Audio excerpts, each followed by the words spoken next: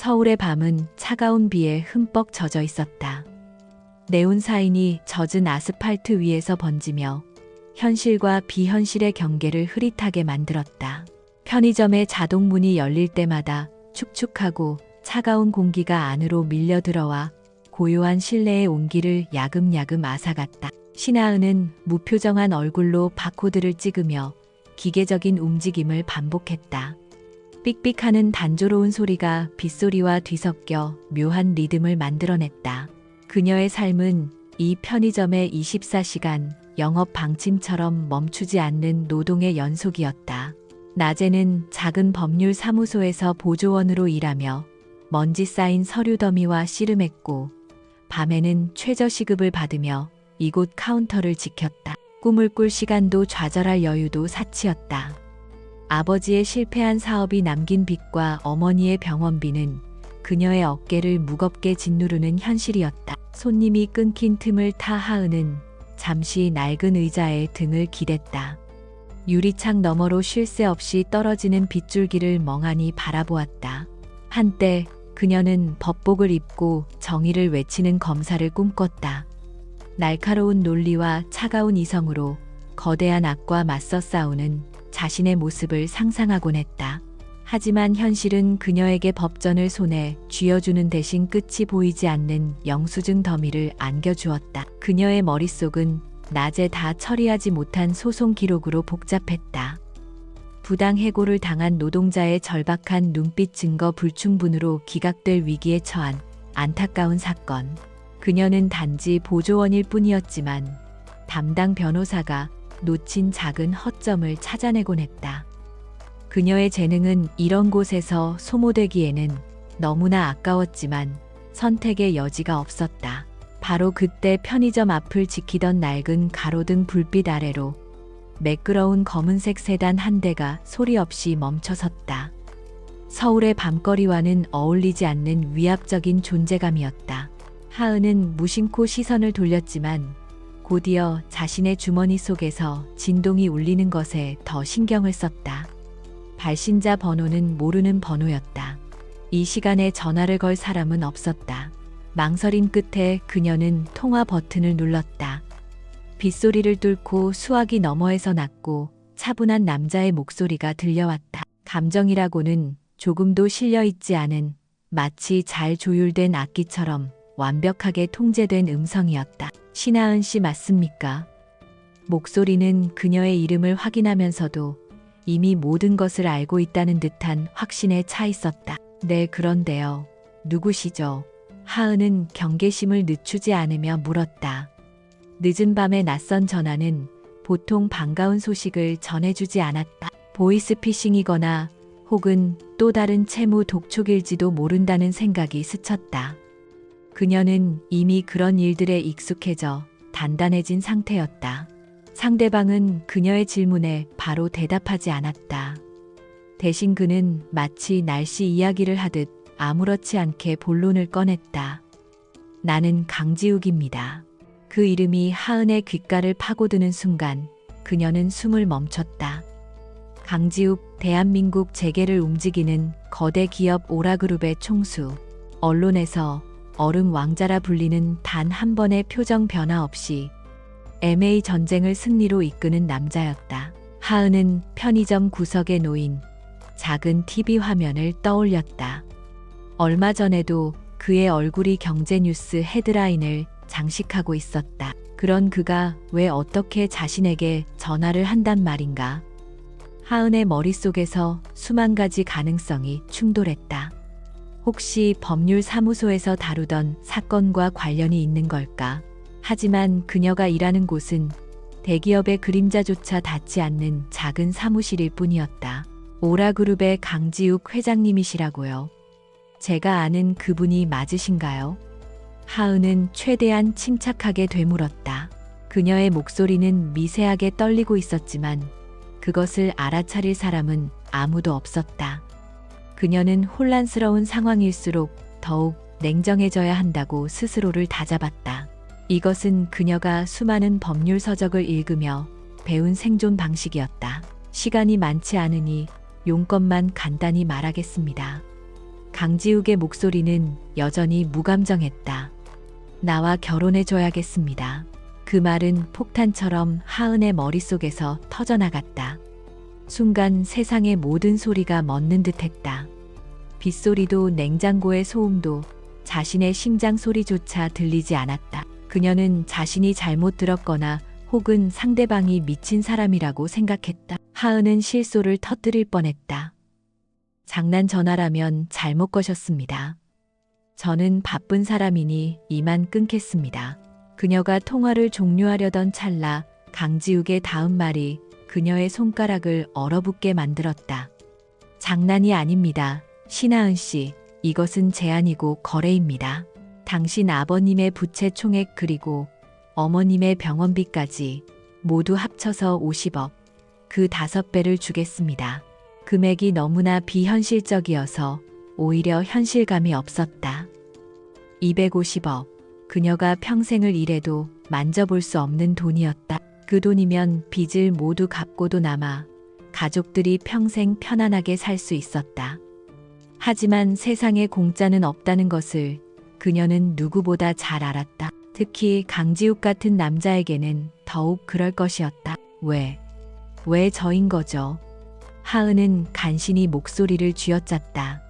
수많은 여자들 중에서 왜 하필이면 편의점 아르바이트를 하는 자신을 선택했는지 도무지 이해할 수 없었다.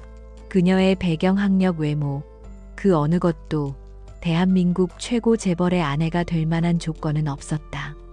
그녀는 자신의 삶이 철저히 감시당하고 있었다는 불쾌한 느낌에 사로잡혔다. 당신이 필요하기 때문입니다. 당신의 배경, 당신의 평범함, 그리고 아무것도 가지지 않았다는 사실이 나에게는 최적의 조건입니다. 그의 말에는 일말의 동정이나 위로도 없었다. 그는 마치 시장에서 물건을 고르듯 자신의 필요에 가장 부합하는 대상을 골랐을 뿐이라는 투였다. 그의 냉혹함은 오히려 이 상황이 거짓이 아님을 증명하는 듯했다. 하은은 편의점 유리창 너머로 여전히 서 있는 검은색 세단을 보았다. 그 차 안에서 강지욱이 자신을 지켜보고 있을지도 모른다는 생각이 들었다. 그는 보이지 않는 거미줄을 쳐놓고 먹잇감이 걸려들기를 기다리는 거미와도 같았다. 이건 말도 안 돼요. 결혼은 그런 식으로 하는 게 아닙니다. 그녀는 상식과 이성을 동원해 저항했다. 나에게 결혼은 사업의 연장선일 뿐입니다. 신하은 씨. 사랑이나 애정 같은 불확실한 감정은 필요 없습니다. 필요한 것은 완벽한 계약 이행뿐입니다. 그는 말을 이었다. 계약 기간은 1년. 그동안 당신은 내 아내로서의 역할을 완벽하게 수행해야 합니다. 자세한 내용은 변호사를 통해 전달될 겁니다. 내일 오전 10시까지 답을 주십시오. 그는 일방적으로 통보를 마친 뒤 하은이 대답할 기회도 주지 않고 전화를 끊었다. 뚜뚜하는 무정한 신호음이 그녀의 귓가에 울렸다. 하은은 전화기를 든 채 그 자리에 얼어붙었다. 손에 들린 차가운 플라스틱의 감촉만이 방금 전의 통화가 현실이었음을 알려주고 있었다. 그녀의 눈앞에서 250억이라는 숫자와 결혼이라는 단어가 춤을 췄다. 그녀의 고단했던 삶, 가족의 고통, 그리고 포기해야만 했던 꿈. 이 모든 것을 단번에 해결할 수 있는 악마의 제안이었다. 그녀의 심장이 미친 듯이 뛰기 시작했다. 이것은 기회인가? 아니면 더 깊은 나락으로 떨어지는 함정인가? 빗줄기는 더욱 거세지고 있었고 편의점의 불빛은 폭풍우 속의 외로운 등대처럼 위태롭게 흔들리고 있었다. 신하은의 운명이 송두리째 흔들리는 밤이었다. 밤새도록 비는 그쳤지만 하은의 마음속 폭풍은 멎지 않았다. 좁은 옥탑방의 창문 너머로 동이 트는 하늘은 잿빛이었다. 그녀는 한숨도 자지 못했다. 강지욱의 제안이 뇌리에서 떠나지 않고 계속해서 맴돌았다. 250억이라는 돈의 무게와 결혼이라는 단어의 기만성이 그녀의 이성과 감정을 끊임없이 충돌하게 만들었다. 이것은 영혼을 파는 계약과 다름없었다. 하지만 새벽녘 어머니가 입원한 병원에서 문자가 왔다. 상태가 조금 더 나빠져 추가적인 검사가 필요하다는 내용이었다. 짧은 문자 메시지는 하은의 마지막 남은 자존심과 망설임을 단번에 무너뜨렸다. 그녀는 더 이상 자신의 신념 따위를 고집할 처지가 아니었다. 가족의 고통 앞에서 그녀의 자존심은 너무나 하찮고 무력했다. 결심을 굳힌 하은은 낡은 휴대폰을 들었다. 어젯밤 통화 후 강지욱의 변호사라는 사람에게서 온 문자 메시지에 적힌 번호로 전화를 걸었다. 그녀의 목소리는 밤새 겪은 갈등이 무색할 만큼 차분하고 건조했다. 신하은입니다. 제안을 받아들이겠습니다.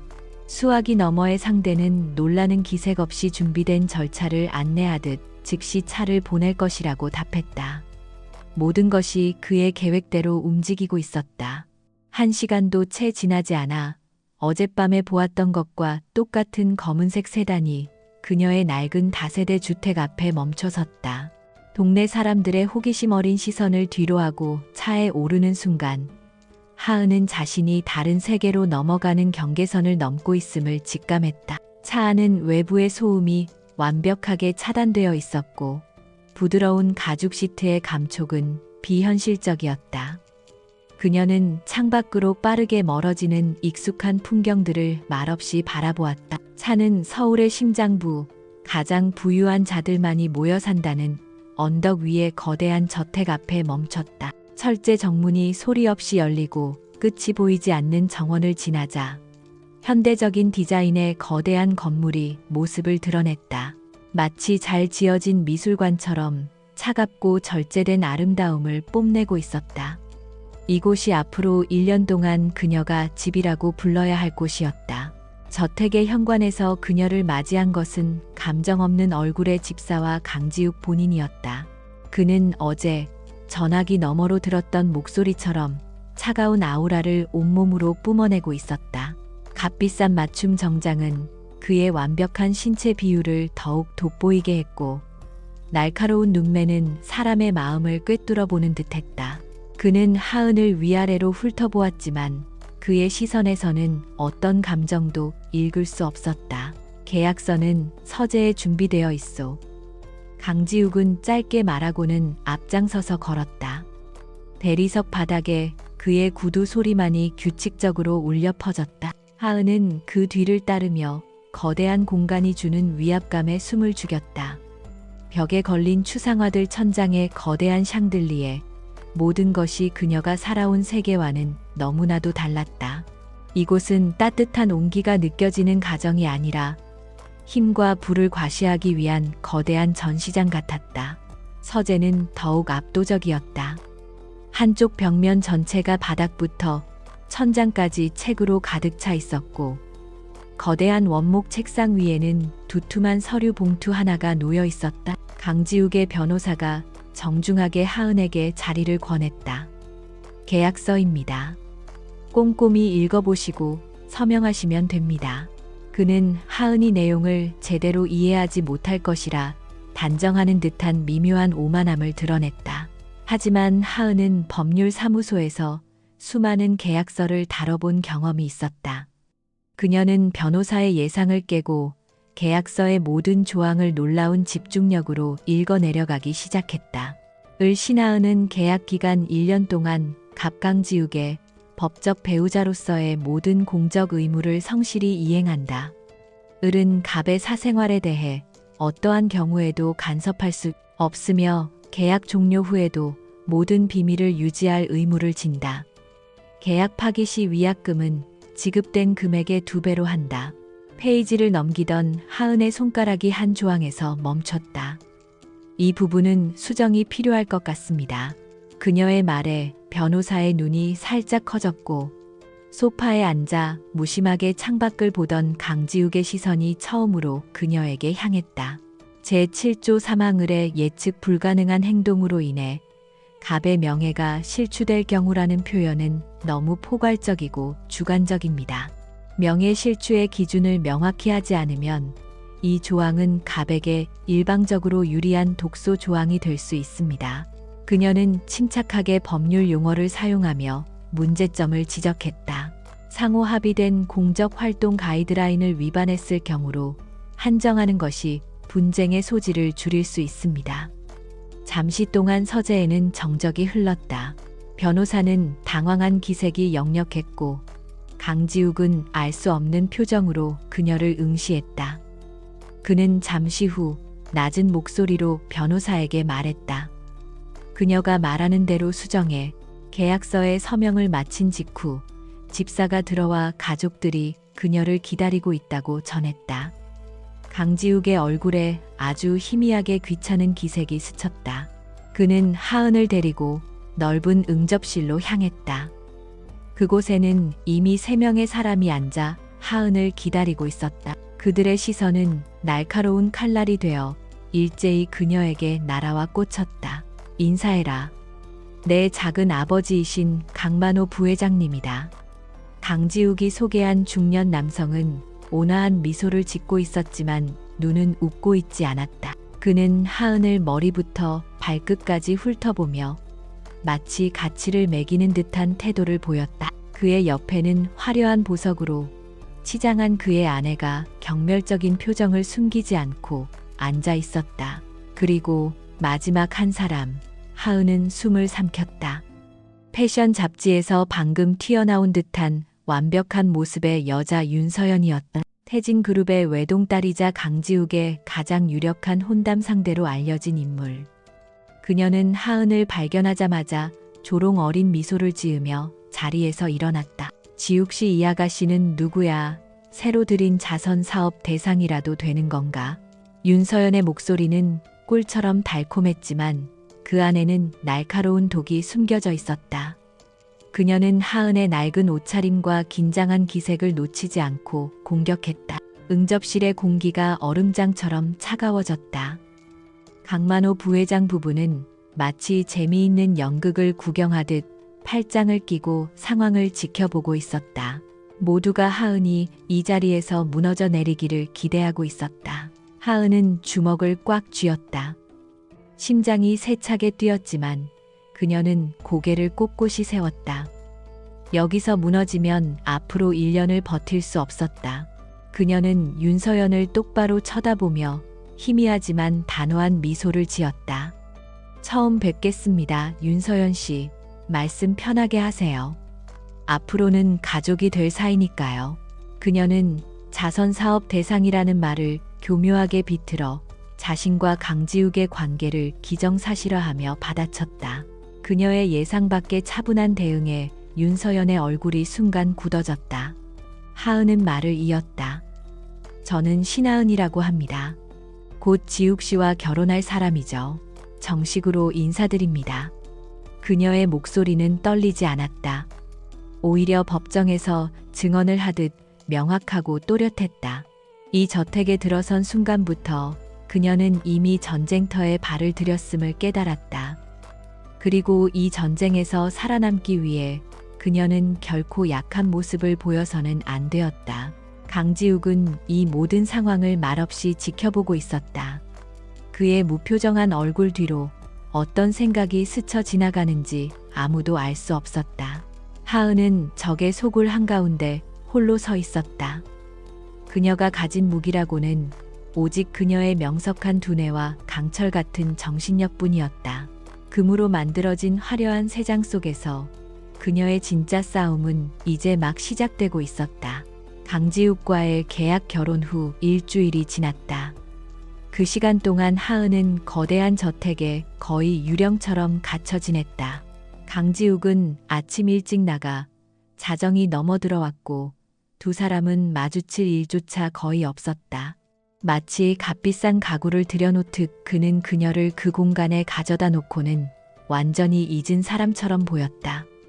하은은 그 시간을 이용해 서재의 책들을 읽으며 자신을 무장했다. 그러던 어느 날 저녁 강지욱이 평소보다 이른 시간에 돌아와 그녀에게 말했다. 내일 저녁 오라그룹 자선 갈라에 참석해야 하오. 그의 목소리는 업무를 지시하는 상사처럼 딱딱했다.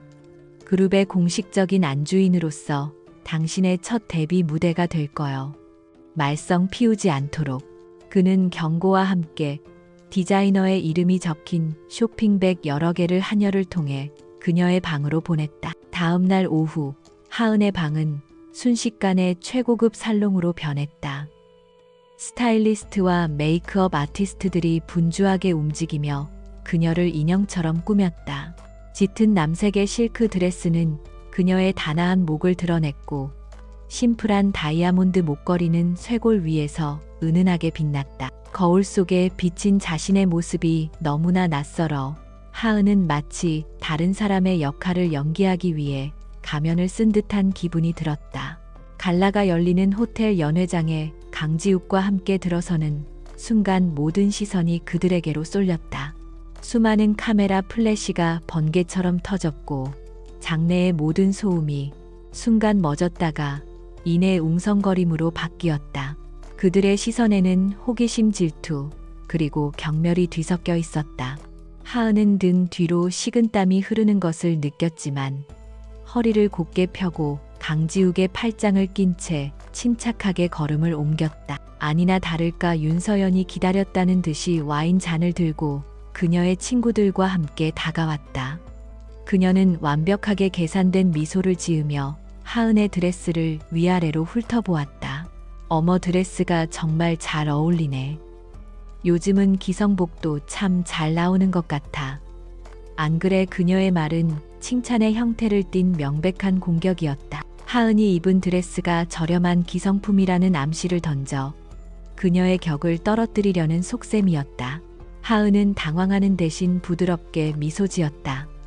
칭찬 감사해요, 서연 씨. 안목이 높으시네요.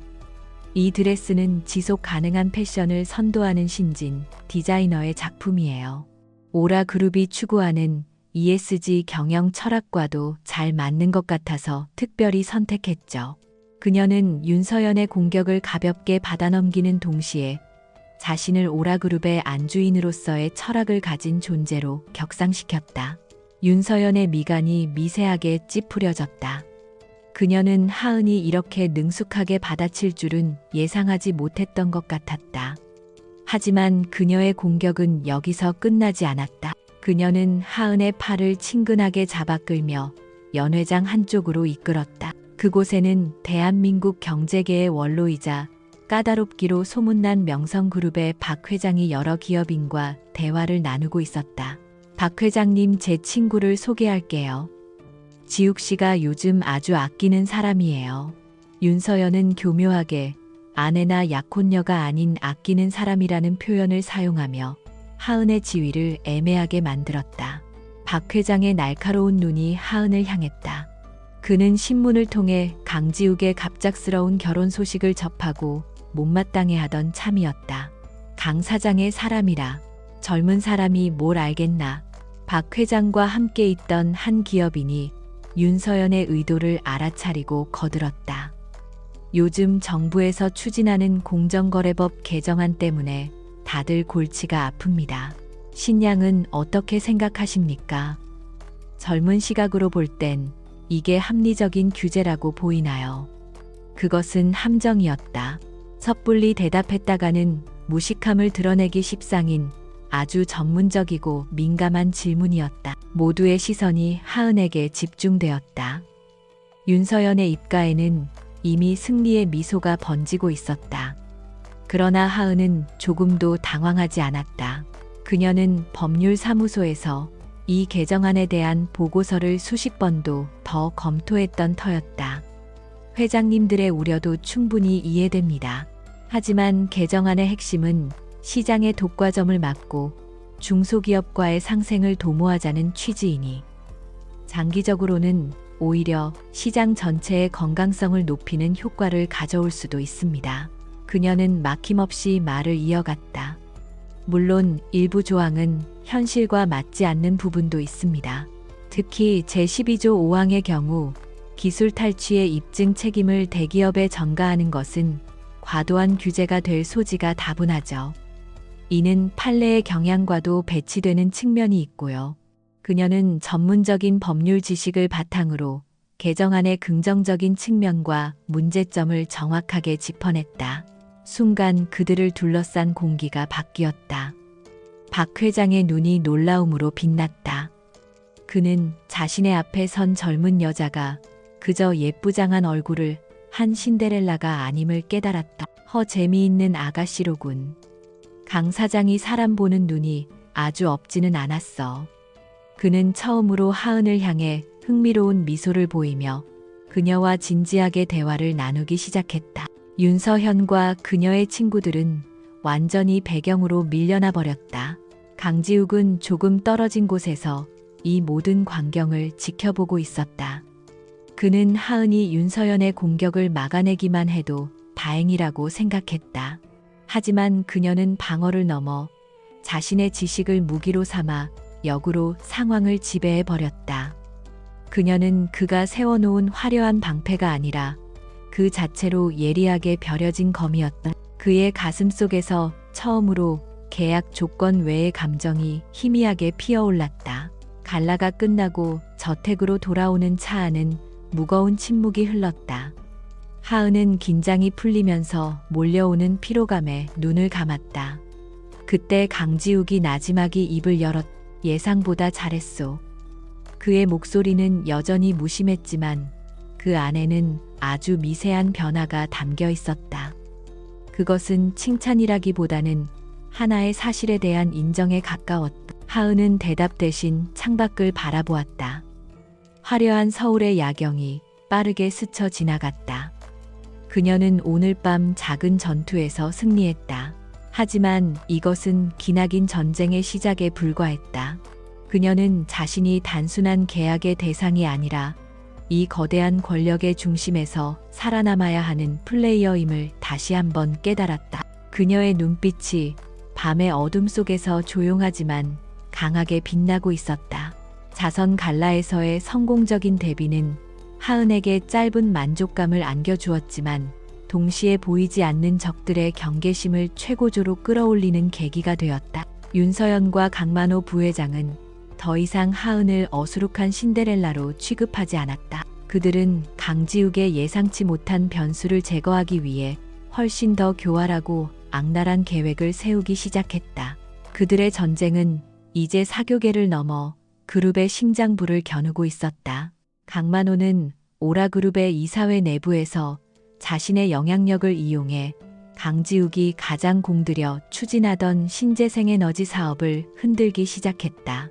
그는 의도적으로 해외 파트너사와의 계약 조건에 대한 부정적인 루머를 퍼뜨렸고 사업의 핵심 기술에 대한 안정성 문제를 언론에 슬쩍 흘렸다.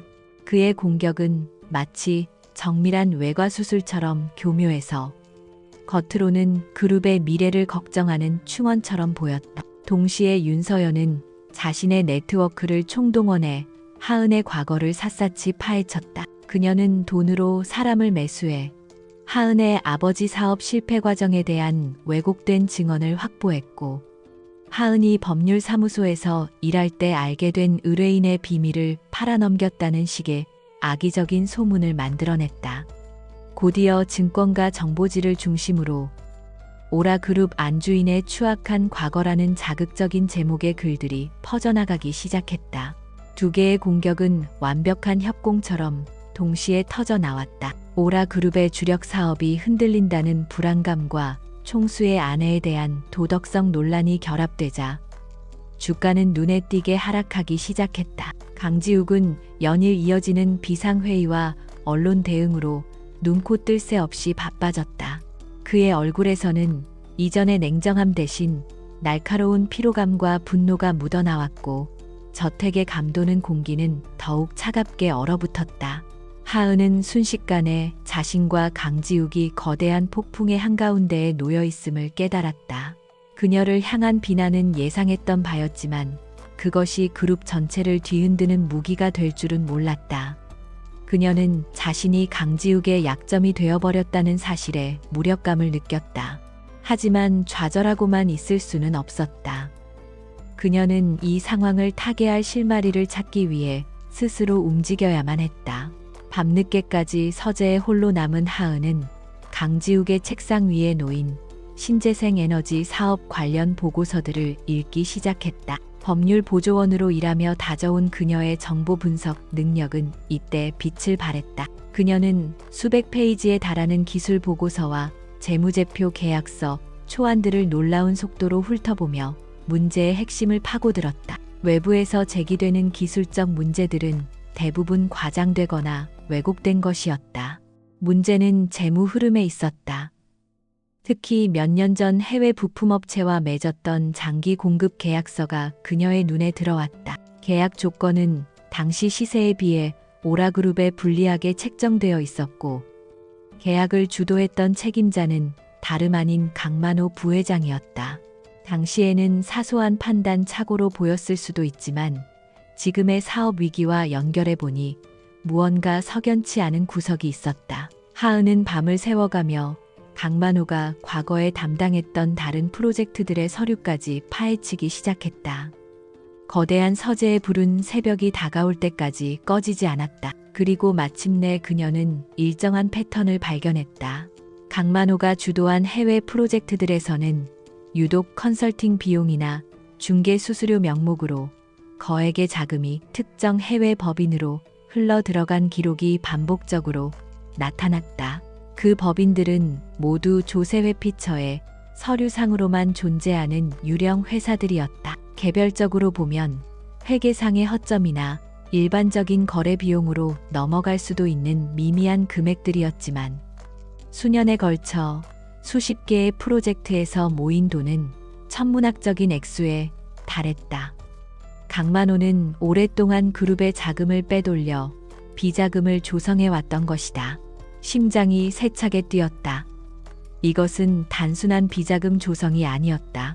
현재의 신재생 에너지 사업 위기는 강만호가 자신의 비리를 덮고 동시에 강지욱에게 경영 능력 부족이라는 타격을 입혀 그를 회장 자리에서 끌어내리기 위한 거대한 연극일 가능성이 높았다.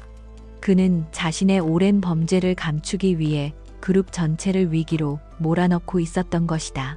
하은은 자신이 엄청나게 위험한 비밀의 꼬리를 잡았음을 직감했다. 이 증거들은 아직 정황에 불과했다. 결정적인 증거를 찾지 못한다면 오히려 그녀가 그룹의 기밀을 유출하려 했다는 역공을 당할 수도 있었다. 그녀는 누구도 믿을 수 없었다. 심지어 강지욱조차도 그가 이 사실을 알게 되었을 때 어떤 반응을 보일지, 자신을 믿어줄지 확신할 수 없었다. 창밖으로 희미하게 여명이 밝아오고 있었다. 하은은 손에 든 서류들을 가슴에 품었다. 어둠 속에서 마주한 진실은 너무나 거대하고 추악했다. 그녀는 이제 더 이상 계약에 묶인 가짜 아내가 아니었다. 거대한 음모의 한가운데에서 그녀는 자신의 목숨과 강지욱의 운명을 걸고 홀로 싸워야 하는 전사가 되어 있었다. 뱀들이 마침내 독이 든 이빨을 드러낸 지금 그녀 또한 자신의 무기를 갈고 닦아야 했다. 외부의 공격이 거세질수록 강지욱을 둘러싼 성벽은 더욱 높아지고 차가워졌다. 그는 저택을 거의 전쟁 지휘 본부처럼 사용하며 수많은 정보 분석가와 법률팀을 동원해 위기 대응에 나섰다. 하은은 이 거대한 폭풍 속에서 철저히 소외되었다. 그녀가 발견한 위험한 진실은 누구에게도 털어놓지 못한 채 그녀의 마음을 무겁게 짓누르고 있었다.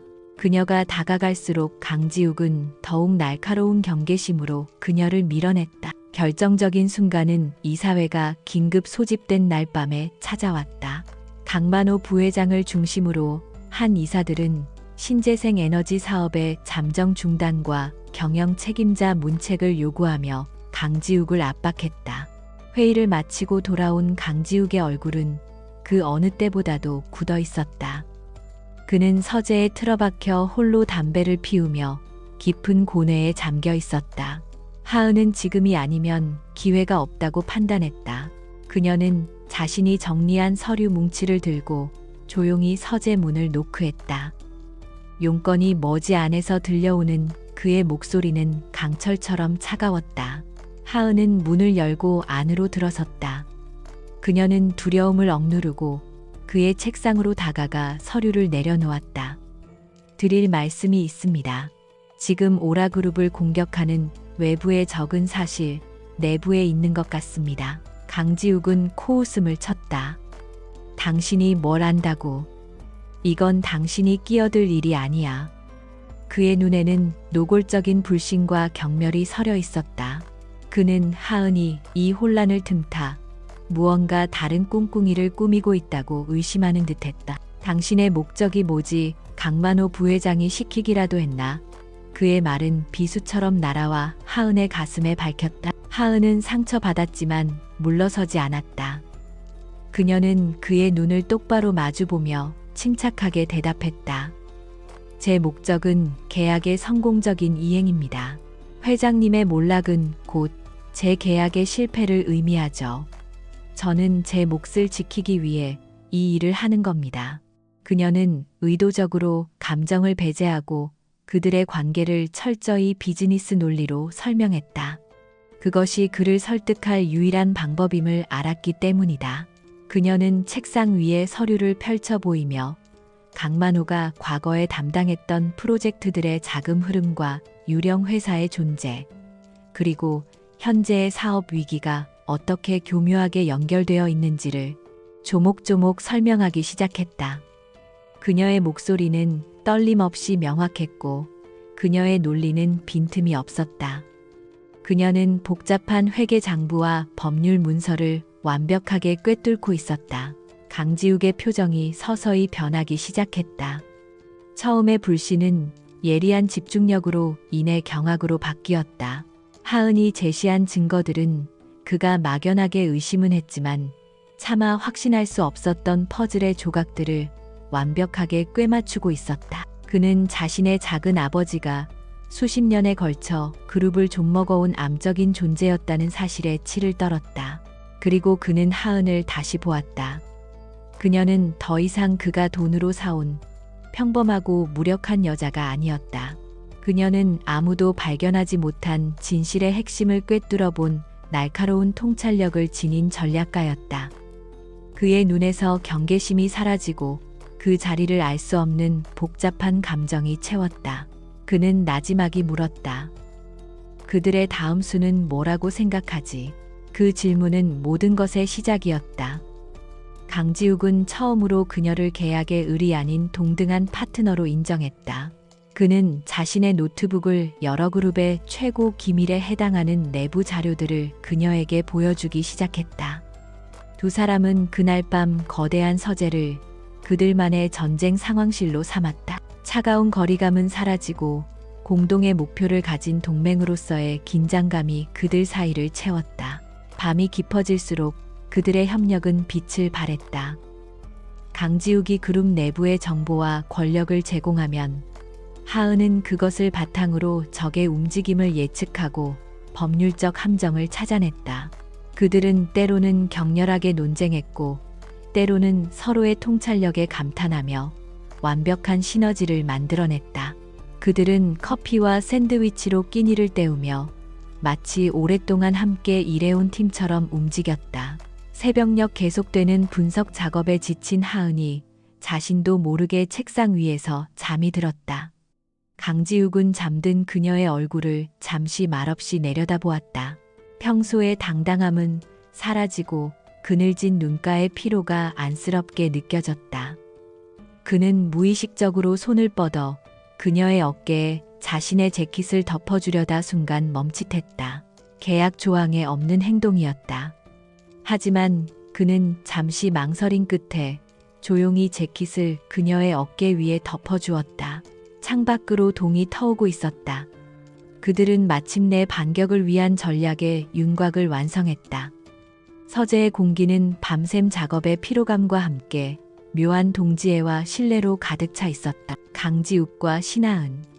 계약으로 시작된 두 사람의 관계는 이제 공동의 적을 앞에 두고 계약서를 넘어선 훨씬 더 단단하고 위험한 연대로 발전하고 있었다.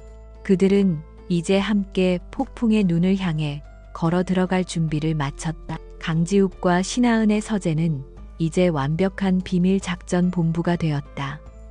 강지욱은 자신의 비서실 소속이자 가장 신이 많은 인물인 김 실장을 하은에게 붙여주었다. 김 실장은 10년 넘게 강지욱의 그림자처럼 그를 보좌해온 충직한 인물이었다.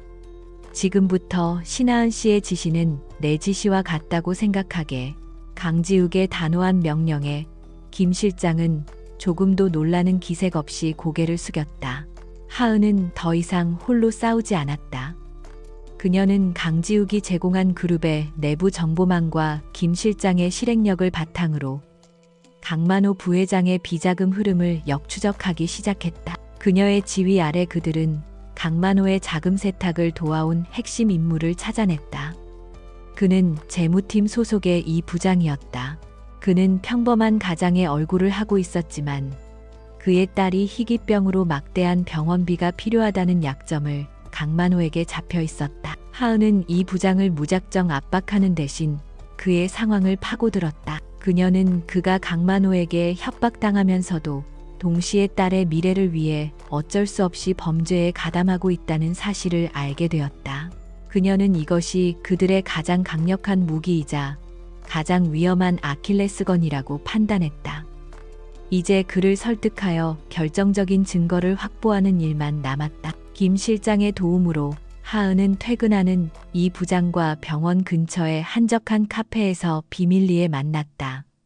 이 부장은 극도로 긴장하고 경계하는 모습이었다. 하은은 위협적인 태도 대신 따뜻한 차를 건네며 조용히 입을 열었다. 부장님의 사정은 들었습니다. 따님의 병원비 때문에 얼마나 힘드신지, 그래서 어떤 선택을 할 수밖에 없었는지 짐작합니다. 그녀의 목소리에는 진심 어린 공감이 담겨 있었다. 그녀는 그를 비난하지 않았다. 대신 그녀는 냉철한 현실을 보여주었다. 강만호 부회장은 계획이 성공하면 모든 죄를 부장님께 뒤집어 씌울 겁니다. 그는 결코 부장님과 따님의 미래를 책임져 주지 않아요. 그녀는 법률 전문가로서 자수와 내부 고발을 통해 받을 수 있는 법적 감형과 강지욱 회장 차원에서 제공할 수 있는 신변 보호 및 따님의 치료 지원을 약속했다. 이 부장의 눈빛이 격렬하게 흔들렸다. 그는 오랫동안 양심의 가책과 두려움 속에서 살아왔다. 하은의 제안은 칠흑 같은 어둠 속에서 발견한 한 줄기 가느다란 빛과도 같았다. 그는 오랫동안 침묵하다 마침내 떨리는 목소리로 입을 열었다. 제가 뭘 하면 되겠습니까? 그는 자신의 모든 것을 걸기로 결심했다. 그날 밤 이 부장은 하은에게 강만호의 비밀 금고 위치와 비밀번호를 넘겼다. 그 안에는 수년에 걸친 비자금 장부, 원봉과 태진그룹의 윤 회장과 공모하여 오라그룹에 대한 적대적 인수합병을 계획한 구체적인 계약서 사본이 들어있었다. 그것은 그들의 범죄를 입증할 수 있는 빼도 박도 못할 스모킹건이었다. 모든 퍼즐 조각이 마침내 제자리를 찾았다. 하지만 그들이 승리를 예감한 바로 그 순간 적의 반격도 가장 날카로워졌다. 하은이 이 부장에게서 받은 자료를 검토하기 위해 저택으로 돌아오던 길이었다. 한적한 골목길에서 갑자기 오토바이 한 대가 굉음을 내며 그녀를 향해 돌진했다. 운전자의 헬멧 아래로 번뜩이는 사리를 느끼는 순간 김 실장이 그녀를 밀치고 대신 차도 쪽으로 몸을 날렸다. 오토바이는 하은의 가방만 3개 낚아채고는 어둠 속으로 사라졌다. 단순한 날치기로 보였지만 그 안에 중요한 서류는 없었다. 그것은 명백한 경고였다. 더 이상 파고들면 다음번에는 목숨을 보장할 수 없다는 무언의 협박. 바닥에 넘어진 하은은 놀란 가슴을 쓸어내렸다. 김 실장이 다급하게 그녀의 상태를 살폈지만 다행히 가벼운 찰과상 외에는 다친 곳이 없었다. 소식을 전해 들은 강지욱은 한달음의 사고 현장으로 달려왔다. 그는 바닥에 주저앉아 있는 하은의 모습을 보자 이성을 잃은 듯한 분노에 휩싸였다. 그의 얼굴은 차가운 분노로 하얗게 질려 있었다. 그는 평소의 냉정함을 완전히 잃고 거친 목소리로 경호원들을 질책하며 하은의 어깨를 붙잡았다. 괜찮은 거요. 어디 다친 데는. 그의 눈빛에는 단순한 계약 파트너에 대한 걱정 이상의 감정이 담겨 있었다. 그것은 소중한 것을 잃을 뻔한 사람의 절박함과 안도감이었다. 하은은 그의 흔들리는 눈동자를 보며 순간 모든 것을 잊었다. 처음으로 그녀는 그의 차가운 가면 뒤에 숨겨진 인간적인 모습을 보았다. 그들의 관계를 묻고 있던 계약서가 이 위험한 순간 속에서 완전히 다른 의미로 변하고 있었다. 강지욱은 하은을 부축해 일으키며 나지막이 말했다. 이제 끝내야겠소. 그의 목소리는 그 어느 때보다도 차갑고 단호했다. 손에 들어온 결정적인 증거, 그리고 하은의 목숨을 위협한 적들의 발악은 이제 그에게 망설일 이유가 없음을 알려주었다. 거대한 폭풍의 전야였다. 진실의 커튼이 마침내 걷히고 모든 것을 건 마지막 전투가 눈앞으로 다가오고 있었다. 오라 그룹의 정기 주주총회가 열리는 날, 호텔 대연회장의 공기는 보이지 않는 전운으로 팽팽하게 감돌았다. 수백 명의 주주들과 이사진, 그리고 수십 개의 언론사가 지켜보는 가운데 강지욱의 운명이 결정될 참이었다. 강만호 부회장과 그의 세력은 승리를 확신하는 듯 여유로운 표정이었고, 윤서연과 그녀의 아버지인 윤 회장 역시 귀빈석에서 만족스러운 미소로 장례를 둘러보고 있었다. 강지욱은 무표정한 얼굴로 단상 중앙에 앉아 있었다. 하은은 그의 바로 뒷줄 법률 고문 자격으로 배석했다. 사람들은 그녀의 등장을 의아하게 여겼지만 곧 벌어질 거대한 폭풍의 중심에 그녀가 서 있다는 사실을 아는 사람은 아무도 없었다. 그녀는 고개를 든 채 자신들을 향해 쏟아지는 수많은 시선을 담담하게 받아내고 있었다. 회의가 시작되고 예상대로 강만호 부회장이 먼저 단상에 올랐다. 그는 비통한 표정을 지으며 준비된 연설을 시작했다. 그는 신재생에너지 사업의 실패를 거론하며 강지욱의 경영 능력을 맹비난했고, 최근 불거진 총수 일가의 도덕성 문제를 지적하며 주주들의 불안감을 교묘하게 자극했다. 그의 연설은 설득력이 있었고 장내의 분위기는 점차 강지욱에게 불리하게 돌아갔다. 존경하는 주주 여러분, 우리는 오라 그룹의 미래를 위해 결단을 내려야 합니다. 강만호는 목소리를 높였다. 저는 현 강지욱 회장에 대한 해임안을 긴급 발의하는 바입니다. 그의 말이 끝나자마자 태진그룹의 윤 회장이 자리에서 일어나 그 동의안에 찬성한다고 외쳤다. 모든 것이 그들이 짜놓은 각본대로 완벽하게 흘러가고 있었다. 이제 투표만 거치면 모든 것이 끝나는 상황이었다. 의장이 투표 시작을 선언하려던 바로 그 순간 강지욱이 조용히 손을 들었다. 의장님, 투표에 앞서 주주 여러분들께 추가적으로 보고드릴 자료가 있습니다. 그의 목소리는 놀라울 만큼 침착했다. 강만호의 얼굴에 잠시 당황한 기색이 스쳤지만 그는 이내 곧 상황을 뒤집을 수는 없을 것이라 확신하며 조롱 어린 표정을 지었다. 강지욱의 신호에 따라 연회장의 거대한 스크린 화면이 바뀌었다. 강만호의 실적을 비난하던 그래프가 사라지고 복잡한 회계 장부와 자금 흐름도가 화면을 가득 채웠다. 그리고 단상 위로 올라선 것은 강지욱이 아닌 신하은이었다. 그녀는 수백 개의 시선 앞에서 조금도 위축되지 않고 차분한 목소리로 입을 열었다. 지금부터 강만호 부회장님이 지난 10년간 오라 그룹을 위해 얼마나 헌신하셨는지 보여드리겠습니다. 하은은 능숙하게 프레젠테이션을 시작했다. 그녀는 강만호가 담당했던 해외 프로젝트들에서 어떻게 거액의 컨설팅 비용이 조세회 피처의 유령 회사로 흘러 들어갔는지, 그 자금이 어떻게 비자금으로 조성되었는지를 명확한 데이터로 증명해 보였다. 그녀의 논리 정연한 설명의 장내는 순식간에 찬물을 끼얹은 듯 조용해졌고 이내 경악의 웅성거림으로 바뀌었다. 이것은 조작이야. 저 여자가 나를 모함하는 거다. 강만호가 소리쳤지만 그의 목소리는 절박하게 떨리고 있었다. 하지만 하은의 반격은 이제 시작에 불과했다. 다음 화면에는 강만호와 윤 회장이 비밀리에 만나 적대적 MA를 공모하는 내용이 담긴 계약서 사본과 그들의 대화가 담긴 녹취 파일이 재생되었다. 지우기만 제거하면 오라는 우리 것이네. 윤 회장의 탐욕스러운 목소리가 연 회장 전체에 울려 퍼졌다. 장내는 아수라장이 되었다. 주주들은 분노에 차 소리쳤고 기자들의 카메라 플래시가 미친 듯이 터졌다. 윤 회장은 얼굴이 새하얗게 질려 자리에 주저앉았고 윤서연은 믿을 수 없다는 표정으로 비명을 질렀다. 마지막으로 스크린에 나타난 것은 하은을 공격했던 오토바이 운전수의 자백 영상이었다. 그는 윤서연의 지시를 받고 하은을 위협했다고 돈을 받은 계좌 내역과 함께 모든 것을 털어놓았다. 모든 진실이 백일하에 드러나는 순간이었다. 강지욱은 자리에서 일어나 마이크를 잡았다. 그의 목소리는 차갑게 울려 퍼졌다. 강만호 부회장과 태진그룹은 오라그룹을 차지하기 위해 수년간 비자금을 조성하고 사업을 의도적으로 방해했으며 심지어는 제 아내의 목숨까지 위협했습니다. 그는 하은의 어깨를 감싸 안으며 처음으로 공식 석상에서 그녀를 아내라고 칭했다. 이 모든 증거는 검찰에 제출될 것입니다.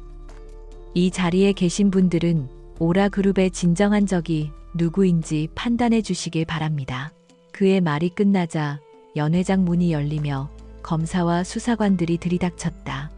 그들은 곧장 망연자실한 표정의 강만호와 윤 회장에게 다가가 체포영장을 제시했다. 그들이 스스로 마련한 가장 화려한 무대 위에서 그들은 가장 처참하고 굴욕적인 방식으로 몰락했다. 모든 것이 폭풍처럼 지나갔다. 강지욱의 해임안은 당연히 부결되었고 주주들은 그에게 절대적인 지지를 보냈다. 단상 위 수많은 카메라 플래시 속에서 강지욱과 하은은 나란히 서 있었다. 혼란스러운 상황 속에서도 두 사람은 잠시 서로를 마주 보았다. 그들의 눈빛 속에는 말로 다 할 수 없는 깊은 신뢰와 안도감, 그리고 함께 역경을 이겨낸 동지애가 담겨 있었다. 길고 길었던 전쟁은 마침내 그들의 승리로 막을 내렸다. 주주총회의 거대한 폭풍이 지나간 후 몇 주간의 시간이 흘렀다. 강만호와 윤 회장은 배임 횡령 주가 조작 등의 혐의로 구속되어 법의 심판을 기다리는 신세가 되었다. 윤서연 역시 협박 및 폭행 교사 혐의로 조사를 받으며 한때 사교계의 여왕이었던 그녀의 명성은 땅에 떨어졌다. 언론은 연일 오라그룹의 승리와 새로운 리더십을 칭송했고 강지욱의 위치는 그 어느 때보다도 견고해졌다. 모든 것이 제자리를 찾은 거대한 저택에는 어색한 평화가 찾아왔다. 전쟁 같은 위기 속에서 끈끈한 동맹으로 뭉쳤던 강지욱과 하은은 적이 사라지자 오히려 미묘한 거리감에 휩싸였다. 그들을 묶어주었던 공동의 목표가 사라진 지금 그들의 관계를 정의하는 것은 낡은 계약서 한 장뿐이었다. 그 계약서는 그들의 관계가 거짓임을 그리고 언젠가는 끝나야 함을 끊임없이 상기시켰다. 그들의 일상에는 작은 변화들이 생겼다. 강지욱은 더 이상 자정이 넘어 들어오지 않았고 두 사람은 종종 저택의 거대한 식탁에서 함께 저녁 식사를 했다. 대화는 여전히 사업적인 이야기가 대부분이었지만 이제 강지욱은 하은에게 일방적으로 지시하는 대신 그녀의 의견을 진지하게 구했다. 그녀는 더 이상 허울뿐인 안주인이 아닌 그의 가장 신뢰하는 조언자이자 파트너가 되어 있었다. 하은 역시 자신의 삶을 되돌아보았다. 아버지의 빚은 모두 청산되었고 어머니는 최고의 병원에서 꾸준히 치료를 받으며 건강을 회복하고 있었다. 그녀는 더 이상 돈 때문에 꿈을 포기해야 했던 가난한 법률 보조원이 아니었다. 그녀는 언제든 이 저택을 떠나 자신만의 능력으로 새로운 삶을 시작할 수 있었다. 어쩌면 진짜 법정에서는 변호사가 될 수도 있었다. 그래서 그녀는 결심했다. 이 계약 관계를 끝내고 자신의 길을 걸어가야겠다고. 강지욱에게 받은 것은 이미 충분했다. 이제는 그에게서 독립하여 온전한 신하은으로 서고 싶었다. 그녀는 며칠 동안 이별의 말을 준비하며 가슴앓이를 했다.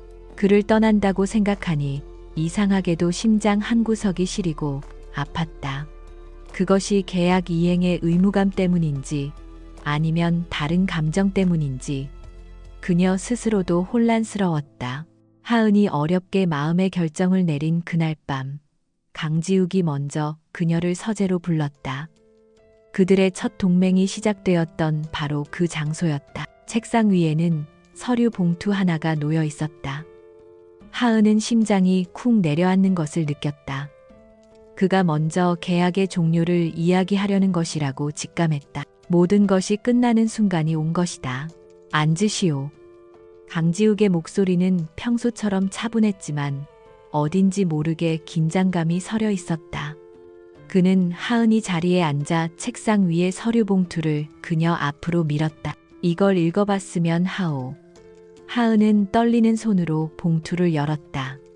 그 안에는 그녀가 예상했던 계약 해지 합의서가 아닌 전혀 다른 제목의 문서가 들어 있었다. 종신 파트너십 제안서. 그것은 법적 효력을 지닌 계약서가 아니었다. 간결하지만 진심이 담긴 문장들로 이루어진 한 남자의 서툰 고백이었다. 제1조갑 강지욱과의 신하은은 상호 간의 사랑과 신뢰를 바탕으로 영원한 인생의 동반자가 될 것을 제안한다. 제2조 이전의 모든 계약은 파기하고 어떠한 조건이나 의무 없이 오직 마음만으로 새로운 관계를 시작한다. 제3조 이 제안에 대한 결정권은 전적으로 을에게 있으며 갑은 을의 어떠한 결정도 존중한다. 하은은 눈을 크게 뜬 채 서류와 강지욱의 얼굴을 번갈아 보았다. 그의 얼굴은 여전히 무뚝뚝했지만 그의 귀끝이 살짝 붉어져 있었다. 그는 자리에서 일어나 그녀의 앞에 다가와 섰다. 그리고 그의 손에는 작은 벨벳 상자가 들려 있었다. 상자가 열리자 그 안에서 심플하지만 영롱하게 빛나는 다이아몬드 반지가 모습을 드러냈다. 첫 번째 계약은 내 사업을 위한 이기적인 제안이었소. 그가 마침내 입을 열었다. 그의 목소리는 미세하게 떨리고 있었다. 하지만 이 제안은 내 인생을 위한 것이요. 당신이라는 사람이 없으면 내 인생은 아무런 의미가 없다는 걸 이제야 깨달았소. 신하은 씨 나와 진짜 결혼해 주시겠소. 그의 서툰 고백에 하은의 눈에서 뜨거운 눈물이 흘러내렸다. 그녀가 그토록 하려고 했던 이별의 말은 흔적도 없이 사라졌다. 그녀는 자신이 이 남자를 얼마나 깊이 사랑하게 되었는지를 깨달았다. 그의 차가운 가면 뒤에 숨겨진 외로움과 따뜻함을 그녀는 이미 오래전부터 알고 있었다. 그녀는 눈물을 닦으며 환하게 웃었다. 네, 좋아요, 강지욱 씨. 그녀의 대답에 강지욱의 얼굴에 처음으로 안도와 기쁨이 가득한 진짜 미소가 번졌다. 그는 조심스럽게 그녀의 손에 반지를 끼워 주었다. 꼭 맞는 반지는 마치 처음부터 그들의 운명이었던 것처럼 완벽하게 빛났다.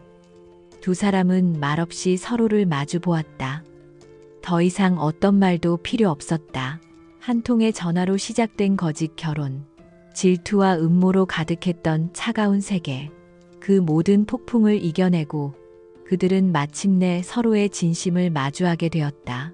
금으로 된 세 장은 이제 따뜻한 보금자리가 되었고 계약서는 진정한 사랑의 서약으로 다시 쓰였다. 거대한 저택의 정원으로 부드러운 아침 햇살이 쏟아져 내리고 있었다. 길고 길었던 밤이 지나고 마침내 그들의 인생에 새로운 새벽이 밝아오고 있었다.